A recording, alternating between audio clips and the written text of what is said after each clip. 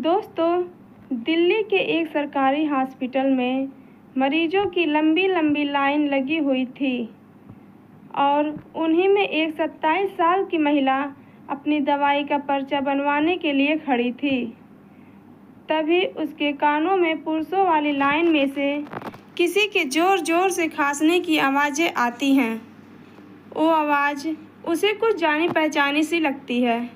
आवाज़ किसकी है, वो देखने के लिए उस लाइन की तरफ जाती है तो देखती है कोई और नहीं बल्कि उसका वो पति है जिससे वो 4 सालों से अलग रह रही है और वह अपनी किसी बीमारी का इलाज कराने के लिए आया हुआ है। दोस्तों, उसकी हालत बहुत नाजुक थी। उससे सही से खड़ा भी नहीं हुआ जा रहा था। कभी बैठ जाता है तो कभी खड़ा हो जाता है। वो उसे देखकर दंग रह जाती है। उसे देखकर ऐसा लगता है कि जैसे 4 साल बाद नहीं बल्कि 40 साल बाद देख रही हो। वो उसके करीब जाती है, उसे सहारा देकर संभालती है और पूछती है कि क्या हुआ तुम्हें, ये क्या हाल बना रखा है तुमने अपना। दोस्तों, अपनी पहली पत्नी को देखते ही फूट फूट कर रोने लगता है और बोलता है कि मैं अब नहीं बच पाऊँगा, मुझे बचाने वाला कोई नहीं है। हाँ, मेरी अंतिम इच्छा यही थी कि मैं एक बार तुमसे मुलाकात कर लूँ, तुमसे अपने गुनाहों की माफ़ी मांग लूँ। वो उसके पैरों को पकड़कर गिड़गिड़ाने लगता है। सैकड़ों लोगों की भीड़ बस उन दोनों को ही देखने जा रही थी। वो महिला भी संकोच में आ जाती है। उसे संभालते हुए हॉस्पिटल से बाहर लेकर जाती है और कंपार्टमेंट में खाली पड़े एक बेड पर उसे लिटा देती है और उससे पूछती है कि तुम्हें क्या हुआ है, तुम्हारा ये हाल कैसे हो गया, जबकि तुम्हारा ख्याल रखने के लिए तो तुम्हारी एक और सुंदर परियों जैसी बीवी भी थी। वो कहाँ पर है, कहीं दिखाई नहीं दे रही है। आखिर वो तुम्हारे साथ यहाँ क्यों नहीं आई है। दोस्तों, वो व्यक्ति रो रो कर अपनी पत्नी से अपनी पूरी कहानी बताता है। दोस्तों, बहुत ही भावुक और बहुत ही दर्द भरी कहानी है। आइए जानते हैं पूरी कहानी की सच्चाई इस वीडियो में। लेकिन वीडियो में आगे बढ़ने से पहले आप सभी से निम्रता से निवेदन करती हूँ कि आप वीडियो को एक लाइक कर दीजिए और हमारे YouTube चैनल को सब्सक्राइब कर लीजिए। दोस्तों, उस व्यक्ति का नाम विकास होता है और उस 27 साल की महिला का नाम पारुल होता है। दोस्तों, पारुल उसे एक बेड पर लिटा देती है और उसे देखते हुए अपनी पुरानी यादों में खो जाती है। दोस्तों, आज से 4 साल पहले ही बात है जब विकास एक जहर की शीशी लेकर आता है और पारुल के हाथों पर रख कर बोलता है कि ए लो जहर और मुझे पिला दो। अगर तुम यही चाहती हो कि मैं अपनी जान दे दूं, तो फिर तुम मुझे अपने ही हाथों से मार डालो। इस पर पारुल कहती है कि विकास, तुम पागल हो गए हो क्या। तो विकास कहता है कि हाँ, मैं पागल ही हो चुका हूँ, उसके बिना मुझे एक भी लम्हा नहीं जीना है। दोस्तों, 2 साल पहले ही विकास और पारुल की शादी हुई थी, लेकिन विकास अब किसी और के ही प्यार के चक्कर में पड़ चुका था और उसी लड़की से शादी करने के लिए पारुल से तलाक मांग रहा था। लेकिन पारुल उसे कतई भी छोड़ना नहीं चाहती थी, क्योंकि पारुल भी उसे बेइंतहा प्यार करती थी।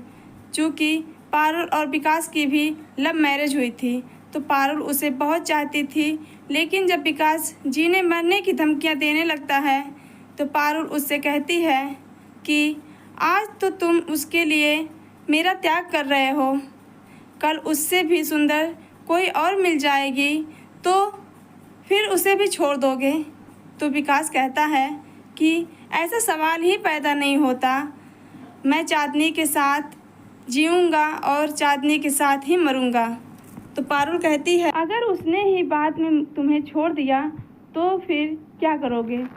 तो विकास कहता है कि सूरज पश्चिम से निकल सकता है, लेकिन चांदनी मुझे कभी धोखा नहीं दे सकती है।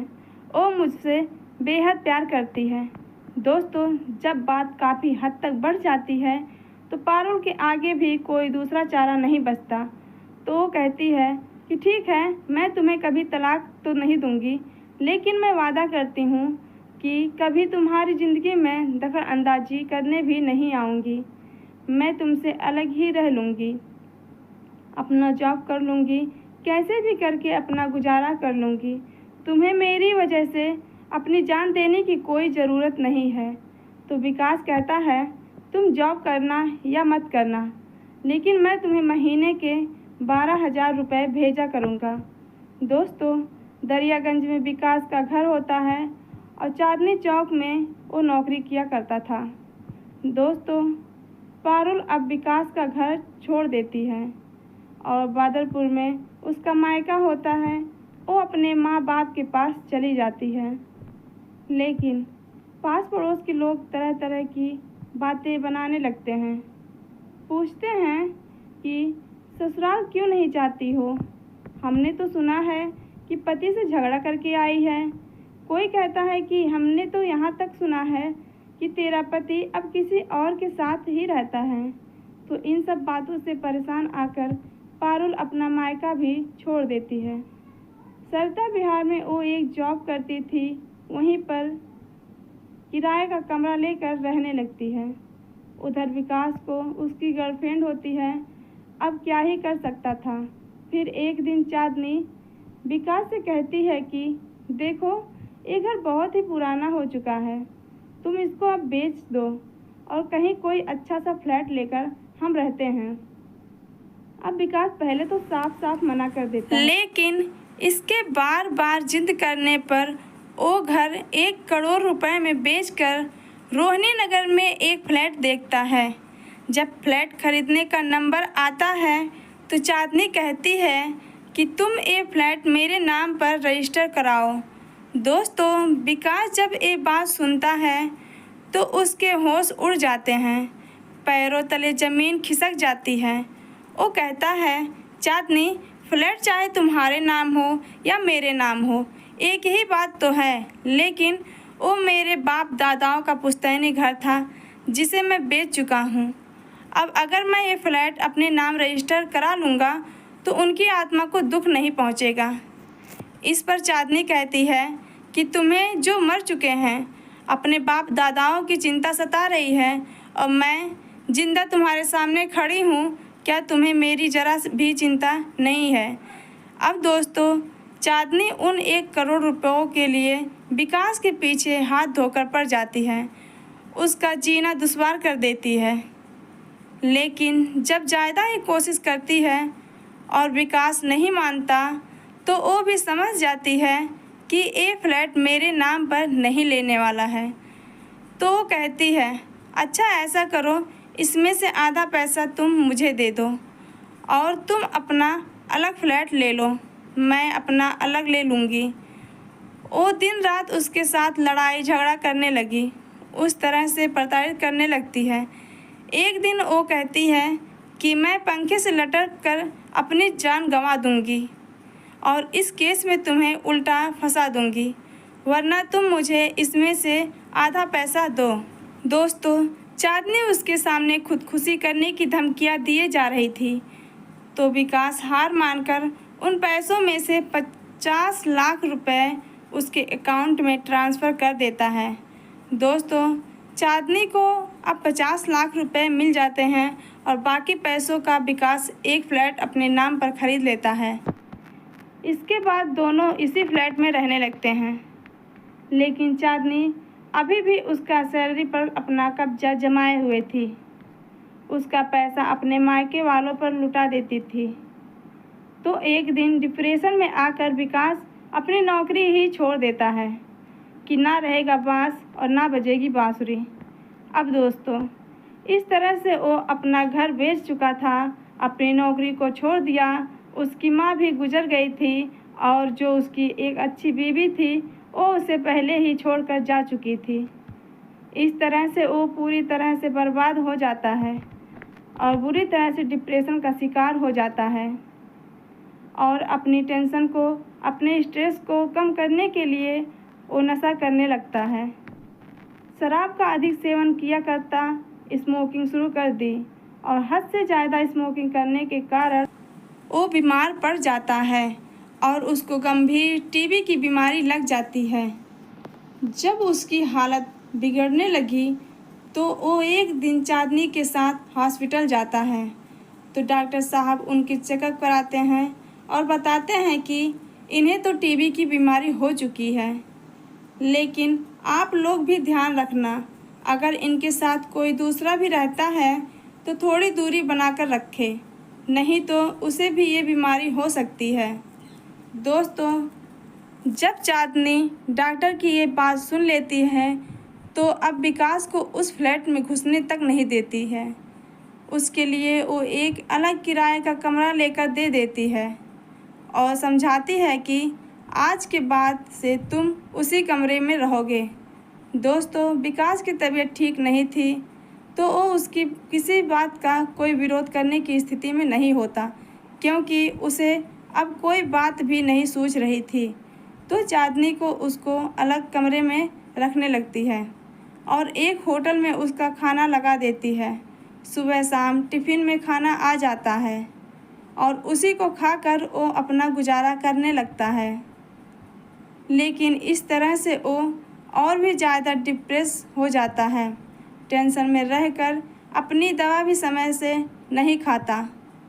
चांदनी इसको हफ्ता 10 दिन में कॉल करके हाल चाल पूछ लेती थी, ये जानने के लिए कि आखिर मर चुका है या अभी तक जिंदा है। दोस्तों, एक दिन वो चांदनी को अपने पास बुलाता है और उससे कहता है कि मुझे इतनी भी भयंकर बीमारी नहीं हुई है जो तुमने मुझे यहाँ एक लावारिस की तरह छोड़ दिया है। मुझे अब सब कुछ पता चल गया है। तुम मुझे ज़िंदगी नहीं बल्कि मौत देना चाहती हो। तुम्हें मेरी माल दौलत चाहिए थी और उसी को हासिल करने के लिए तुमने मुझे अपने प्यार के जाल में फंसाया है। अब मैं 1 मिनट भी इस कमरे में नहीं रहूँगा। मैं जाकर अपने उसी घर में रहूँगा जो मैंने ख़रीदा है। दोस्तों, वो कहती है कि तुम्हें उस फ्लैट में आने की कोई ज़रूरत नहीं है। अगर तुम उस घर में आओगे तो मैं हमेशा के लिए तुम्हें छोड़कर चली जाऊंगी। तो विकास कहता है, तुम्हारी मर्जी, तुम्हें जो करना है कर लेना, मुझे मेरे हाल पर छोड़ दो, लेकिन मैं अब अपने घर में ही रहूँगा। दोस्तों, वो वहाँ से निकलता है और उन लोगों के रोकने के बावजूद भी वो ज़बरदस्ती अपने फ्लैट में घुस जाता है और उस दिन के बाद से वहीं रहने लगता है। लेकिन चांदनी उससे ना कोई मतलब रखती है, ना उसे खाना देती है। उसकी तबीयत खराब रहती थी, लेकिन वो वहीं अपने भाई बहनों और माँ को भी बुला लेती है। खूब शोर शराबा करती है। विकास घर के एक कोने में पड़ा रहता। उन्हें उसकी ज़रा भी परवाह नहीं रहती, क्योंकि उनके पास तो पैसों की कोई कमी नहीं थी। लेकिन विकास के पास अब पैसा भी नहीं बचता, तो वो एक सरकारी हॉस्पिटल में अपना इलाज करवा रहा था। अकेले ही रिक्शा से आता जाता था। उसके साथ आने जाने वाला भी कोई नहीं था। तो उस दिन भी वो दवा लेने के लिए अकेले आया हुआ था और वहाँ उसकी मुलाकात पारुल से हो जाती है। दोस्तों, पारुल को सारी कहानी सुनाने के बाद विकास रोने लगता है। पारुल की आंखें भी नम हो जाती हैं, आंखों में आंसू बहने लगे थे। फिर वो पारुल से पूछता है कि ये बताओ पारुल, तुम कैसी हो? तुम्हारे घर परिवार में सब कैसे हैं? तुम यहाँ किसकी दवा लेने के लिए आई हुई हो? तो कोई जवाब नहीं देती, उल्टा कहती है कि लाओ अपना पर्चा मुझे दो, तुम्हारा नंबर आने वाला है, मैं उस पर डेट डलवा लाती हूँ। वो विकास का पर्चा लेती है, लाइन में जाकर लगती है। 10-15 मिनट लाइन में लगी रहती है, फिर नंबर आ जाता है तो डेट लेकर वापस आ जाती है। तो इस बार उसके साथ में एक छोटी बच्ची भी होती है। जब वह विकास के ठीक सामने आती है तो विकास बच्ची को देखकर कहता है कि ये कौन है? तो पारुल बताती है कि ये हम दोनों की बेटी है। जब तुमसे मैं अलग हो गई थी, मुझे 1 महीने बाद ही पता चलता है कि मैं माँ बनने वाली हूँ। तो ये हमारी ही बच्ची है। अगर ये मेरी कोख में ना होती तो जो तुमने जहर की शीशी मुझे लाकर दी थी वो आज मेरे पास रखा हुआ है। मैं उसको पीकर कब का अपनी ज़िंदगी को समाप्त कर चुकी होती, लेकिन मुझे हमारे बच्चे को इस दुनिया में लाना था। दोस्तों, वो उस बच्ची को देखकर फूट फूट कर रोने लगता है। उसका हाथ पकड़ता है और उसको अपनी तरफ खींचता हुआ अपने सीने से लगा लेता है और बोलता है कि मैं कितना अभागा बाप हूँ। मेरी बेटी इतनी बड़ी हो चुकी है और मैं इसको आज पहली बार ही देख रहा हूँ। बच्ची के बालों को सहलाते हुए प्यार दुलार करने लगता है, लेकिन तभी उसे ख्याल आता है कि उसे तो बीमारी है। वो तुरंत बच्ची को अपने से दूर हटा देता है और कहता है कि मैं कितना अभागा हूँ, अपनी बच्ची को लाड प्यार भी नहीं कर सकता हूँ। फिर वो पारुल से कहता है, तुमने मुझे ये बात आज तक बताई क्यों नहीं? तो पारुल कहती है कि क्या तुम इन 4 सालों में कभी मेरे पास आए? तुम तो 12,000 रुपये महीने का भेजने वाले थे। आज तक 10 रुपये भी तुमने भेजे हैं। एक बार ये तक नहीं सोचा कि मैं जिंदा भी हूँ या मर गई हूँ। लाकर मेरे हाथों में जहर रख दिया कि लो पिला दो मुझे। एक बार भी ये ना सोचा कि मैं तुमसे कितना प्यार करती हूँ। ये नहीं सोचा होगा कि तुमसे बिछड़ जाने के बाद तुमसे अलग मैं कैसे रहूँगी। अगर मेरे माँ बाप ना होते, उन्होंने अगर मुझे संभाला ना होता, तो आज मैं भी इस दुनिया में ना होती। ये बच्ची जब मेरी कोख में थी, फिर ये पैदा हुई, इसके ज़िंदा रहने की, इसके बचने की कोई उम्मीद नहीं थी। इसी हॉस्पिटल में मैं 10 दिनों तक बेड पर पड़ी रही और हर एक पल तुम्हें याद करती रही, तुम्हारा ही इंतज़ार करती रही। हमेशा मेरा दिल दिमाग यही कहता था कि तुम अभी आओगे, बस आ जाओगे। लेकिन तुम कहीं दिखाई ही ना दिए। ये सब मेरा भ्रम था। तुम्हें मालूम नहीं होगा कि मैंने तुम्हें कितना याद किया है। दोस्तों, वो विकास का हाथ पकड़ लेती है और वहीं उससे सटकर बैठ जाती है और रोने लगती है। रोते हुए कहती है कि विकास, तुमने मेरे साथ ऐसा क्यों किया है? मेरे अंदर क्या कमी थी जो तूने मुझे छोड़ दिया? दोस्तों, अब वो ज़ोर ज़ोर से रोने लगती है तो उसके आसपास 10 लोग भी इकट्ठा हो जाते हैं और कहते हैं कि ये तो हॉस्पिटल है। इनको देखकर लगता है कि शायद इन्हें कोई भयंकर बीमारी लगी है और डॉक्टर लोग अपना जवाब दे चुके हैं, इसलिए शायद इसकी पत्नी होगी और ये इस तरह से रो रही है। कोई उसे दिलासा देते हुए चुप कराती है, कहती है कि शांत हो जाओ, ईश्वर पर भरोसा रखो। अब इससे इंसान क्या कर सकता है? सब उसी की मर्जी है। सब्र करो, सब ठीक हो जाएगा। अब उन लोगों को क्या मालूम था कि आखिर इनका मामला कुछ और ही है। थोड़ी देर बाद पारुल भी शांत हो जाती है और विकास को सहारा देकर उठाती है। कहती है कि चलो खड़े हो जाओ, तुम्हारा भी नंबर आने वाला होगा। चलो तुम्हें डॉक्टर को दिखा देते हैं। दोस्तों, उसका सहारा देकर पहली मंजिल में मेडिसिन डिपार्टमेंट में लेकर जाती है। डॉक्टर को दिखाती है। डॉक्टर उसे देखते हैं और उससे पहचान जाते हैं और कहते हैं कि जब तुम्हारी तबीयत ज़्यादा ही ख़राब होने लगती है तभी तुम आते हो। मैंने तुम्हें कितनी बार समझाया है कि रेगुलर दवा लेकर जाया करो। डॉक्टर साहब पारुल से कहते हैं कि देखिए बहन जी, अगर ये लापरवाही करेंगे तो इनकी बीमारी अपनी रफ्तार पकड़ लेगी और बढ़ जाएगी। फिर ना दवा काम आएगी और ना इलाज, और इसी से इनकी जान को खतरा हो जाएगा। इसलिए इनको समय से दवा लेने भेजा करें। डॉक्टर ने दवा लिखकर कहा कि अब 15 दिन बाद आना है। इनके कुछ ब्लड टेस्ट होंगे, एक्सरे होना है, तो ज़रूर आकर मुझसे मिल लेना और इन्हें दिखा लेना। दोस्तों, अब वो बाहर आते हैं और मेडिसिन दवा लेने के बाद एक दूसरे का फ़ोन नंबर लेते हैं। विकास उससे पूछ लेता है कि तुम अब कहाँ रहती हो और किसके साथ रह रही हो? तो पारुल कहती है कि मैं अपनी मम्मी के साथ ही रहती हूँ। विकास अपनी पत्नी और छोटी बच्ची से अब दूर रहना नहीं चाहता था। वो सोच रहा था कि काश पारुल भी मुझे अपने साथ अपने घर ही ले जाए।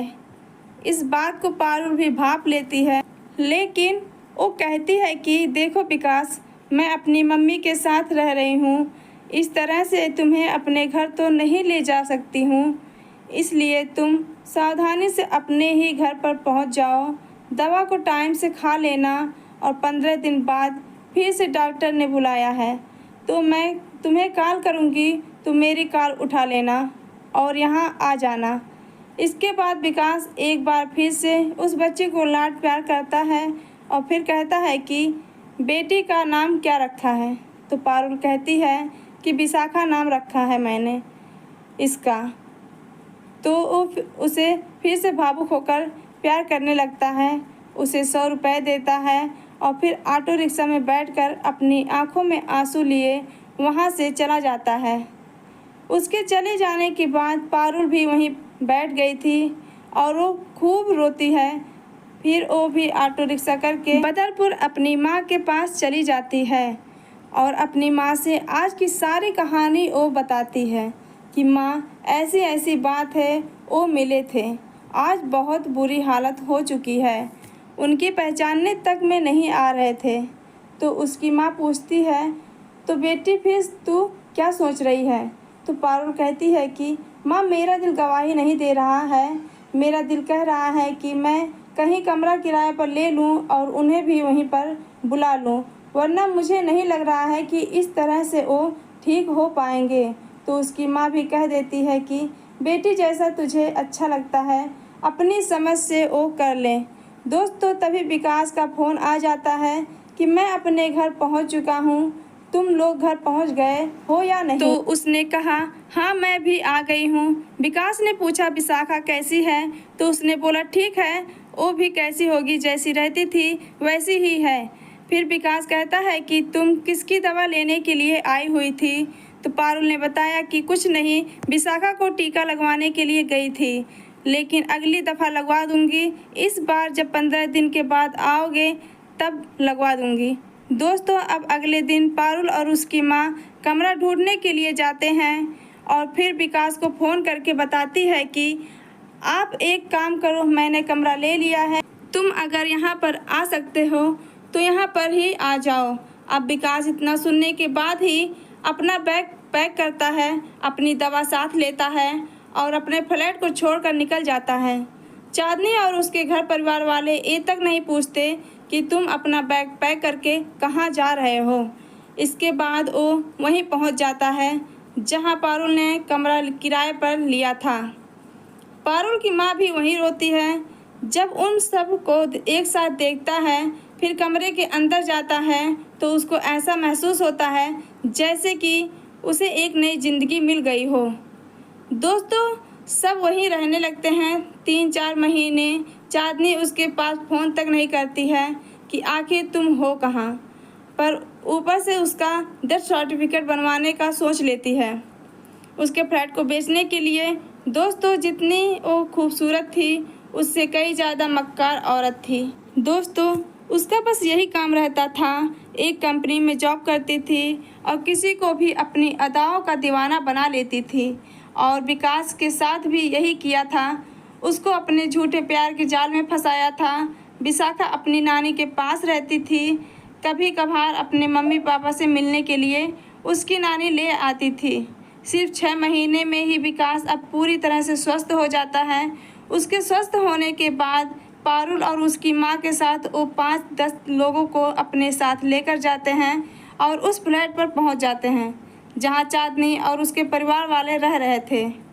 दोस्तों जब चांदनी इन सब को एक साथ देखती है तो चुपचाप बिना कोई हल्ला मचाए वहाँ से निकल जाती है, क्योंकि उसे पता चल चुका था कि मैं इसे जितना लूट सकती थी मैंने लूट लिया है। अब वो किसी और को फंसाने की तलाश में निकल जाती है। उसके बाद ये फैमिली खुशहाल अपने घर में ही रहने लगती है।